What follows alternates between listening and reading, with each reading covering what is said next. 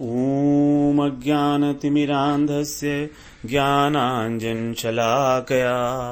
चक्षुरुन्मिलितं येन तस्मै श्रीगुरवे नमः।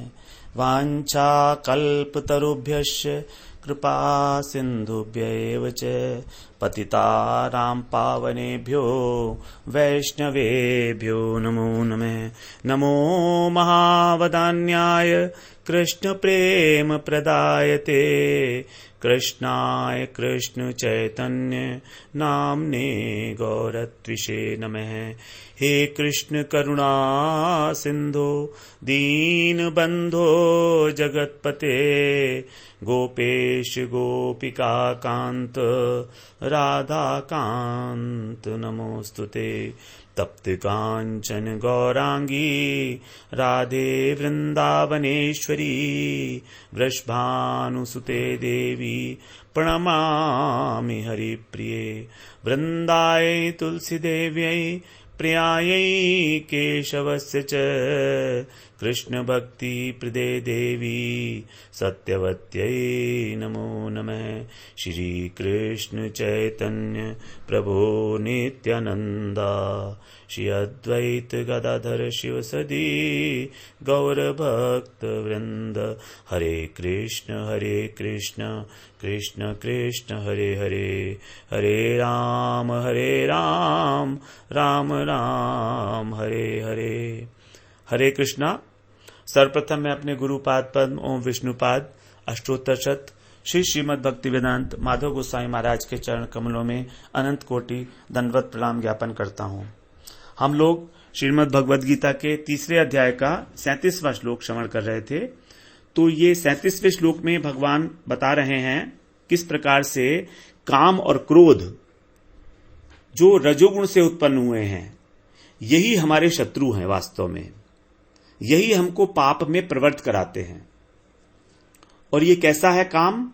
महाशनो महापापमा, अर्थात ये बहुत ही अधक पेटू है, बहुत बड़ा पेटू है। ये पेटू का मतलब है बहुत खाने वाला है, मतलब इसकी कभी भी तृप्ति नहीं होती। जिस चीज की तृप्ति नहीं होती है उसको बता दिया गया पेटू है ये। और महापापमा, और ये बहुत बड़ा पापी भी है। तो इस प्रकार इस 37वें श्लोक में भगवान ने बताया कि ये काम जो है वही क्रोध के रूप में परिवर्तित हो जाता है, इसीलिए काम ही हमारा शत्रु है। अब ये वाला श्लोक भी हम जान रहे हैं कि बहुत बड़ा इंपॉर्टेंट श्लोक है हमारा ये, क्योंकि यहां पर कामना के विषय में भगवान ने बहुत स्ट्रेस दिया है कि किसी प्रकार से अगर हमारी कामना शुद्ध हो जाए तभी हमारा कल्याण हो सकता है। तो हम लोग इस श्लोक को इस अध्याय के अंदर एक माइलस्टोन बना लेते हैं जो आगे काम आएगा हमारे। तो ये इस प्रकार हो जाएगा हमारा माइलस्टोन नंबर 14। 7 माइलस्टोन हमने दूसरे अध्याय में बनाए थे और 7वां ये इस अध्याय का हो गया, दोनों मिलाकर हो गए 14। अब यहां पर भगवान हमने श्रवण किया था कि किस प्रकार से जो राग है वो ही प्रारंभिक अवस्था है कामना की। पहले राग उत्पन्न होता है, राग का मतलब आसक्ति। दूसरे अध्याय में जैसे भगवान ने बताया था संगात संजायते कामः, संगात का मतलब आसक्ति। तो राग से ही जो है काम की उत्पत्ति होती है। तो यहां हम अभी पिछले बार जो कामना के संबंध में कुछ बातें जान रहे थे। तो एक तो ये हमने जाना सबसे पहले कि नाशवान पदार्थों की इच्छा को हम कामना कह सकते हैं। भगवत प्रेम की कामना नहीं है, क्योंकि वो हमारी आत्मा का धर्म है, हमारा अधिकार है। भगवत प्रेम हमारी अपनी वस्तु है जिसको हम विस्मृत कर चुके हैं, भूल चुके हैं। इसीलिए अपनी वस्तु को प्राप्त करने की इच्छा को हम कामना नहीं कहेंगे। फिर कामना के विषय में एक दूसरा जो बात आती है वो ये है कि कामना का जो संबंध है वो फल की प्राप्ति से नहीं होता है। हम ऐसा सोचते हैं कई बार कि अगर हम इच्छा नहीं करेंगे तो हमको फल कैसे मिलेगा, लेकिन कामना करने से फल नहीं मिलता है। फल की जो प्राप्ति है उसका संबंध है कर्म करने से। अगर हम कर्म करेंगे तो हमको फल मिलेगा। कामनाएं चाहे कितनी ही करते रहो, कामनाएं जो है अनंत हैं। एक कामना थोड़ी है हमारी, अनंतानंत कामनाएं हैं। जैसे अगर कामना के करने से हमको फल मिल जाता तो हम धन की कामना करते और हमारी दरिद्रता मिट जाती। कामना करने में क्या खर्चा हो रहा है? कुछ नहीं, कोई एफर्ट नहीं है। ये तो मन का एक विकार है कामना। मन का कर्तव्य, मन का धर्म ही है कि कामना करे, इच्छा करे। तो मन ने ये चाहा कि मैं धनवान बन जाऊं, तो अगर हमको धन कामना के कारण मिलना होता तो हमको धन मिल जाता, लेकिन ऐसा तो नहीं है। कामना करने के बाद फिर कर्म करना पड़ता है ना। इच्छा तो एक बात है, लेकिन कर्म जब तक नहीं करेंगे तब तक धन नहीं मिलेगा। तो धन की कामना है तो भी हम देख रहे हैं दरिद्रता नहीं मिटती। अगर धन की कामना करने से धन मिल जाता तो कोई भी दरिद्र नहीं होता। तो हम कामना करें या ना करें, अगर हम कर्म कर रहे हैं और हमारे प्रारब्ध में वो फल लिखा है तो हमको फल मिलेगा ही मिलेगा, उसे कोई रोक नहीं सकता।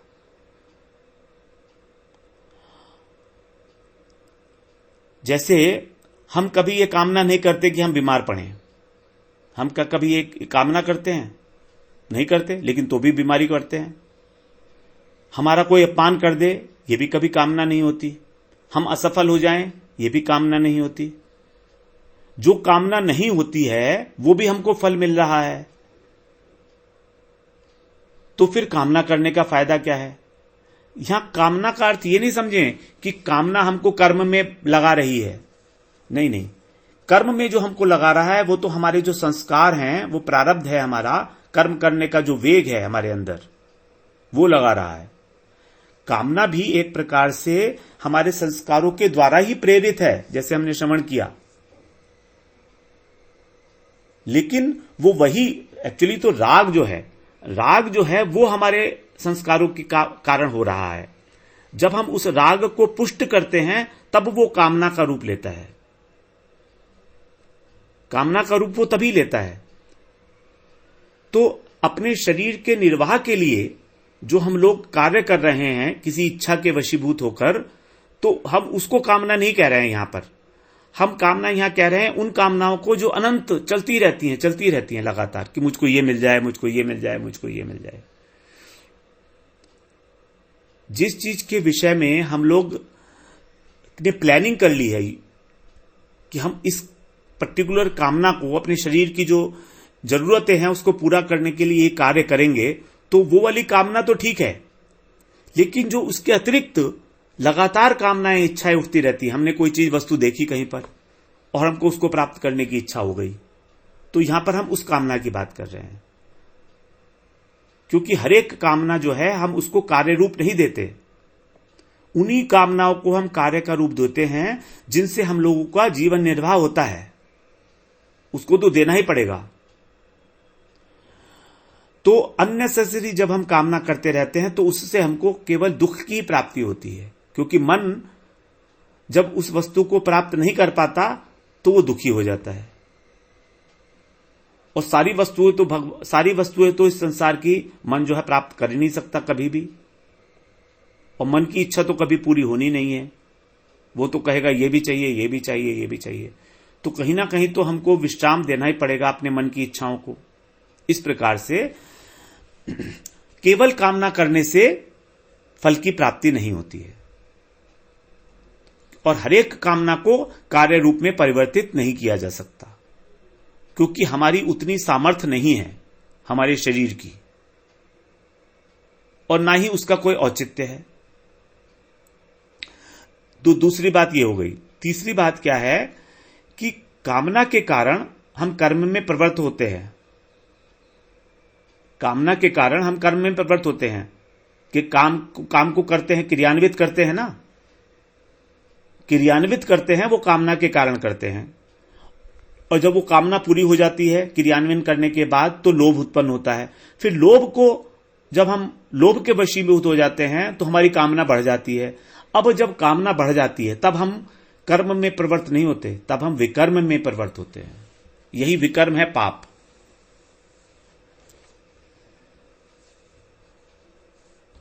मूल में तो कामना ही है, लेकिन यही कामना बढ़ते बढ़ते जब लोभ बन जाती है, तो लोभ में हमको यह दिखाई नहीं देता कि हम लोग ठीक काम कर रहे हैं या गलत काम कर रहे हैं, उचित है या अनुचित है, लीगल है या इलीगल है। कैसे भी हो, अतिशय लोभ प्रवृत्ति जो है वही हमको पाप में डालती है।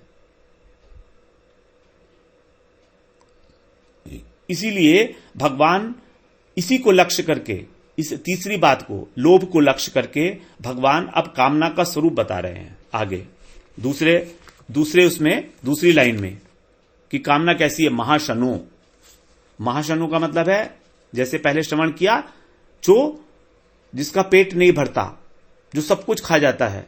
अशन का मतलब भक्षण, तो महान भक्षण है जिसका। जैसे आग में अगर घी डाला जाए तो क्या होगा, आग और अधिक भड़केगी। आग में अगर ईंधन डालें या घी डालें तो और अधिक भड़केगी। उसी प्रकार से अगर हम कामनाओं को पूर्ति करते रहें तो कामना भी निरंतर बढ़ती रहेंगी, इनकी कभी निवृत्ति नहीं होगी। हमारी इंद्रियां उस भोगते भोगते थक जाएंगी, लेकिन कामना निवृत्त नहीं होगी, इच्छा रह जाएगी मन में। शरीर काम नहीं, साथ नहीं देगा, लेकिन इच्छाएं रह जाएंगी। और ऐसा होता है, धन कमाने की इच्छा, सुख भोगने की इच्छा। हमारे दांत खराब हो गए, लेकिन तो भी स्वादिष्ट खाना खाने की जो कामना है वो पूरी नहीं हुई अभी भी। तुलसीदास जी ने विनय पत्रिका में यही बात कही है।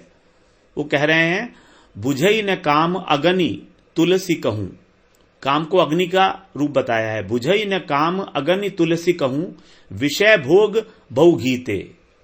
विषय भोग बहु गीते, बहुत बहुत विषय भोग घी के समान है। इनसे काम रूपी अग्नि कभी नहीं बुझ सकती। जैसे धन के मिलने पर धन की कामना बढ़ती रहती है, वैसे ही जैसे जैसे भोग मिलते हैं वैसे वैसे भोगने की कामना बढ़ती चली जाती है। श्रीमद् भागवत के अंदर एक बहुत अच्छा उपाख्यान आया है ययाति राजा का। एक राजा थे, ययाति था उनका नाम। उनकी इच्छा थी काम सुख भोगने की, स्त्री सुख भोगने की उनकी इच्छा थी। वो 1000 वर्ष तक उन्होंने स्त्री का सुख भोगा इंद्रिय तृप्ति के लिए, और तब भी वो संतुष्ट नहीं हुए। फिर उनकी आंखें खुली और 1000 वर्ष तक काम सुख को भोग करने के बाद भी वो स्वयं अपनी पत्नी से कह रहे हैं कि मेरी ये सुख को भोगने की इच्छा नित्य बढ़ रही है, नित्य मेरी इच्छा बढ़ रही है। और कैसी है ये इच्छा, वो बता रहे हैं भगवान। वो ययाति, राजा ययाति जो है अपनी पत्नी से बता रहे हैं। 9वें अध्याय का है, 9वें स्कंद का 19वें अध्याय का 13वां श्लोक है। क्या बता रहे हैं, वहां भी कामना का स्वरूप बता रहे हैं कैसे है वो। यत पृथिव्याम व्रीह्यवम हिरण्यम पशवः स्त्रियः न दुह्यन्ति मनः प्रीतिम पुंसः काम हतस्यते। पुंसः काम हतस्यते। ते माने उसके, उस व्यक्ति के, जो काम हतस्य, जो काम वासना से हत हो चुका है। हत का मतलब शिकार, जो काम वासना का शिकार हो चुका है। उस काम वासना के शिकार होने के कारण उस मनुष्य के, उस पुरुष के, पुरुष है पुंस है, उस पुरुष को, उस पुरुष के मनः प्रीतिम, मन की प्रीति अर्थात मन की संतुष्टि न दुह्यंती, कभी नहीं होती। जो काम सुख से हत हो चुका है, अर्थात शिकार हो चुका है कामना का, विषय सुख का, उस व्यक्ति की मन की संतुष्टि, मन की प्रीति कभी भी नहीं होगी। न दुह्यंती, कभी भी नहीं होगी। भले ही उसको इस सारे पृथ्वी की, यत माने जब, यानी भले ही उसको सारी पृथ्वी, पृथ्वीव्याम, पृथ्वी की क्या क्या सामान मिल जाए उसको, सारी पृथ्वी का सारा सामान मिल जाए। ब्रीवी, ब्रीवी का अर्थ होता है अन्न। यवम, यवम का अर्थ होता है जौ। तो यहां पर जो धान और जौ, ये दो शब्द जो दिए गए हैं, ये धन और संपत्ति के कारक हैं, यानी कि उसको सारी पृथ्वी की धन और संपत्ति मिल जाए। हिरण्यम, हिरण्यम का अर्थ है सारी पृथ्वी का स्वर्ण, सोना उसको मिल जाए, हीरे जवाहरात सब कुछ मिल जाए उसको। पशु है, सारी पृथ्वी के पशु मिल जाएं। पशु का मतलब हाथी घोड़े, हाथी घोड़े का मतलब यहां पर होगा वाहन के साधन। वाहन के साधन का मतलब यहां पर समझना चाहिए हम उसको, बड़ी बड़ी गाड़ियां मिल जाएं उसको, हवाई जहाज मिल जाएं, वायुयान, एरोप्लेन्स, सब कुछ, सारी सुविधाएं पूरी पृथ्वी के, और स्त्री है और सारी पृथ्वी की स्त्रियां उसको भोग के लिए मिल जाएं, तो भी उसके मन की कभी संतुष्टि नहीं होगी।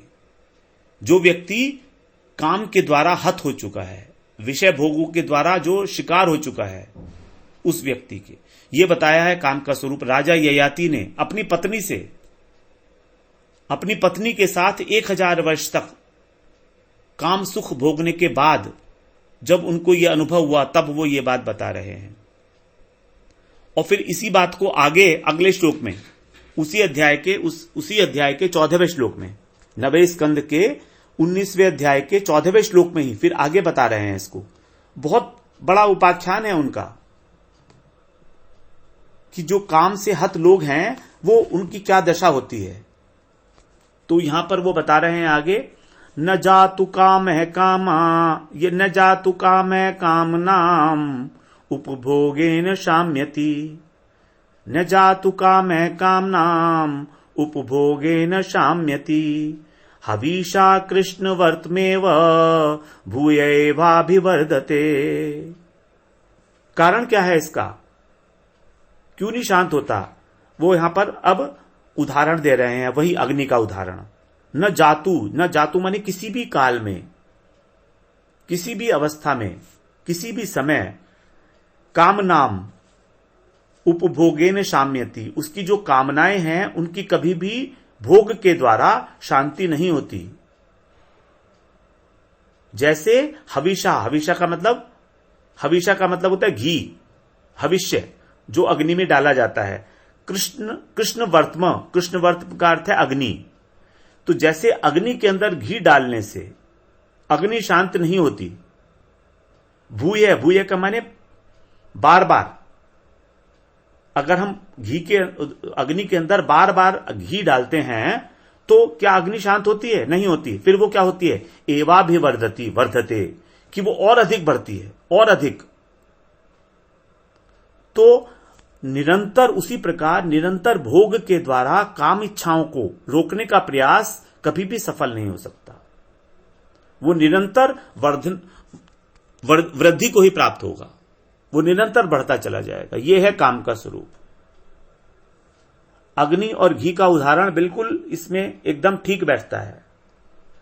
और ये सब हमारे अनुभव का विषय है, हम सब इसको जानते हैं। ऐसा नहीं है कि ये शास्त्रों की बात है, ये शास्त्र वही कह रहे हैं जो हमको अनुभव हो चुके हैं। ऐसा कोई भी संसारिक मनुष्य नहीं है जिसको ये अनुभव न हो साक्षात, लेकिन अनुभव होने के बाद भी हम लोग उनके प्रति जागरूक नहीं हैं। उसको सोचते हैं कि ये तो ठीक ही हो रहा है जो हो रहा है, वास्तव में ठीक नहीं है। अगर ठीक होता तो भगवान यहां पर इतना जोर देके क्यों बताते हैं इस बात को? काम एश, क्रोध एश, दो बार एश शब्द को यूज करना। जब किसी वस्तु को जोर देके कहना होता है, उसकी प्रबलता दिखानी होती है, तभी 2 बार इस्तेमाल किया जाता है कोई भी शब्द। तो इस प्रकार से श्रीमद् भागवत के अंदर जो है काम का स्वरूप बताया, स्वयं उन्होंने जो उसको भोग रहे हैं। ये कोई उपदेश नहीं है, ये उनका अपना अनुभव है जो अपनी पत्नी से वो बता रहे हैं। और इसी संबंध में और भी बहुत सारे श्लोक हैं इसी अध्याय में।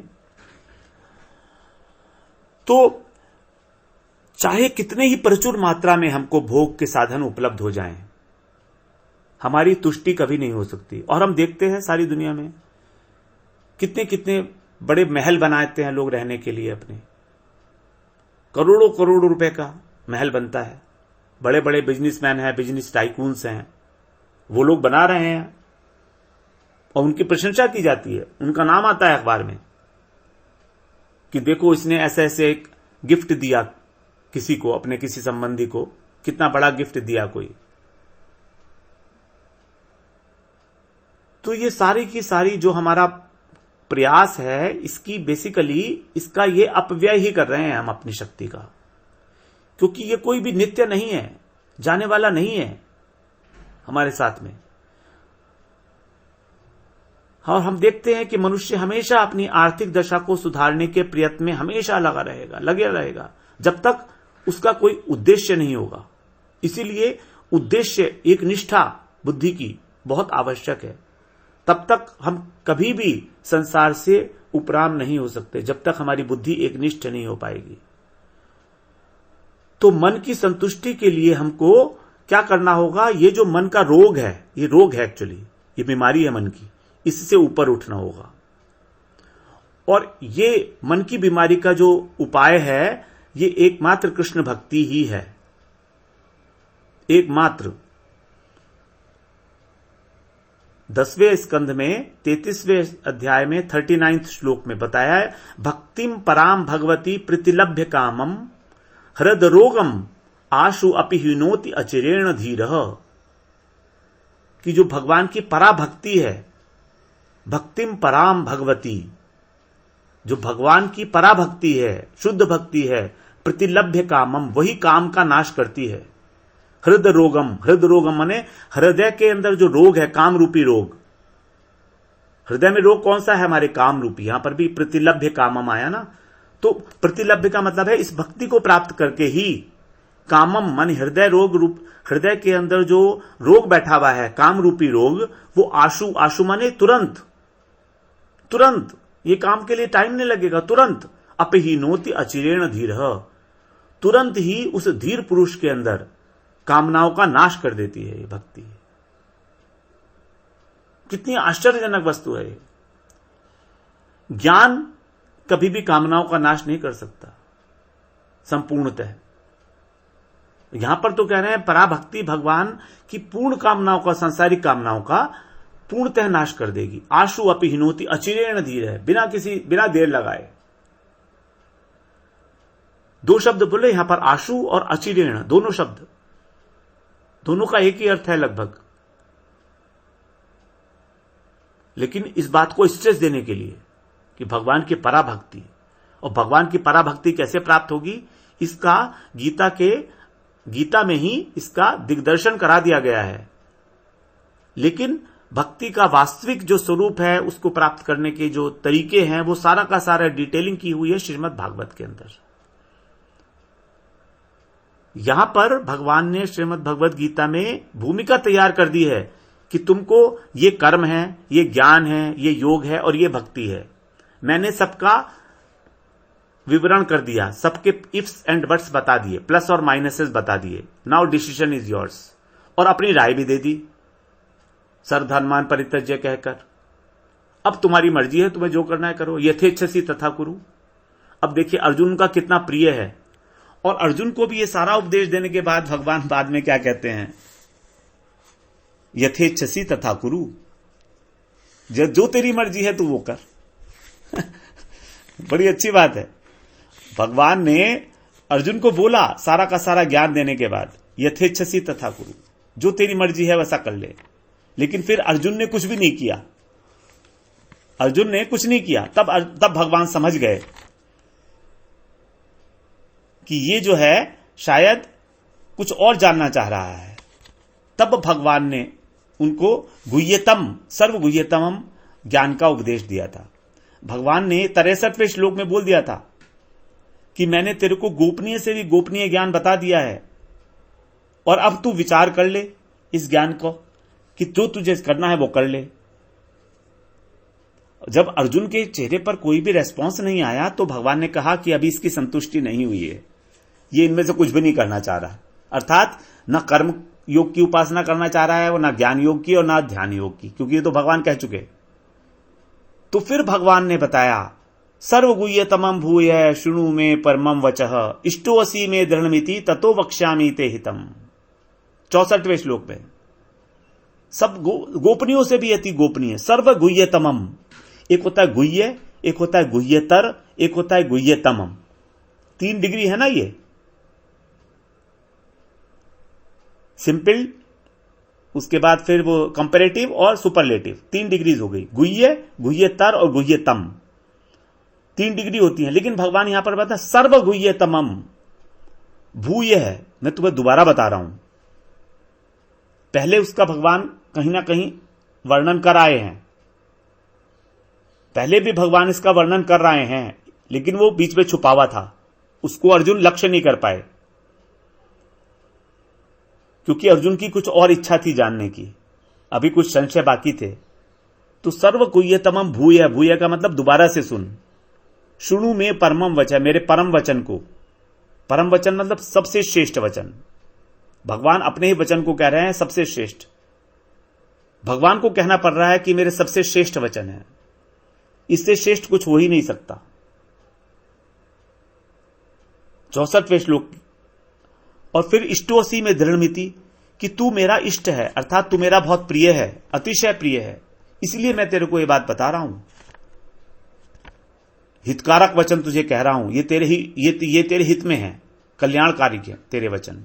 तब भगवान ने 2 श्लोकों में 65 और 66 श्लोक में उसको सर्वगुह्यतम ज्ञान का उपदेश दिया, और उसके बाद फिर अर्जुन को समझ में सब कुछ आ गया इन दोनों श्लोकों को श्रवण करने के बाद। तो यही है भक्ति योग, पराभक्ति, जहां पर भगवान कह रहे हैं कि सब कुछ छोड़ के तू मेरी ही शरण में आ जा और कुछ मत सोच। अब यहां पर इसी जो कामना है, इसी को कामना को बता रहे हैं महापापमा, ये पापी है। और कामना का जो वर्धित रूप है वही है लोभ, और लोभ ही हमको पाप में प्रवृत्त करता है। तो मूल में कामना ही हो गई, क्योंकि कामना के पूर्ण होने की स्थिति, पूर्ण होने के बाद की स्थिति है लोभ, लोभ का जन्म, जिससे कि हम इच्छाएं बढ़ती हैं, अतिशय इच्छाएं हो जाती हैं और हम पाप में करने लगते हैं बिना सोचे समझे। क्योंकि बिना सोचे समझे, बिना पाप किए अधिक वस्तुओं की उपलब्धि असंभव है इस संसार में। अगर हम पाप नहीं करेंगे तो हम धनवान, अतिशय धनवान नहीं बन सकते, धनी नहीं बन सकते, जीवन निर्वाह मात्र ही कर पाएंगे। और यह बात हम सब अपने अनुभव के आधार पर जानते हैं, इसमें कोई संशय नहीं है। इसलिए हमें यह मानना है कि हमसे लगातार पाप हो ही रहे हैं। धन कमाने के अंदर कितने कितने पाप करते हैं, हमको पता भी नहीं होता कि हमने पाप कर दिए। पता नहीं कितने लोगों का जो हृदय है वो दुखा देते हैं हम लोग। और इसके अतिरिक्त भी पता नहीं कितने अधिक पाप करते हैं। झूठ बोलना, बात बात पर झूठ बोलना, अपनी बात से मुकर जाना, अपना वादा नहीं निभाना, ये सारी बातें करते हैं हम लोग। तो ये सब अतिशय उग्र है। ये लोभ जो है बहुत पावरफुल है, इसको, इस लोभ के ऊपर कंट्रोल नहीं कर सकते हम लोग। इसीलिए भगवान ने वहां पहले बता दिया कि तुम राग के लेवल पर ही इसे कंट्रोल करो।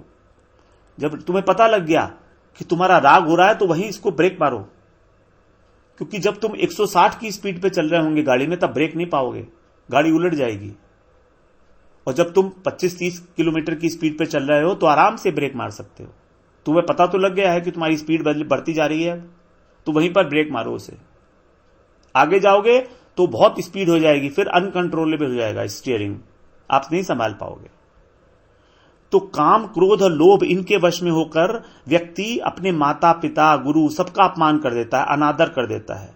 इसीलिए ये काम ही जो है शत्रु है, इसी को शत्रु समझो। क्योंकि साधारण शत्रु जो होता है वो तो उसका आदर कर दो या अनुनय विनय कर लो तो मान भी जाता है, लेकिन ये काम ऐसा शत्रु है जो मानता ही नहीं, लोभ के रूप में परिवर्तित हो जाता है और फिर शांत होने का प्रश्न ही नहीं उठता इसके। इस प्रकार से ये काम का स्वरूप बताया भगवान ने। फिर हम लोग अगली बार जो है श्रवण करते हैं कि भगवान ने इसको रोकने का उपाय कहां बताया है।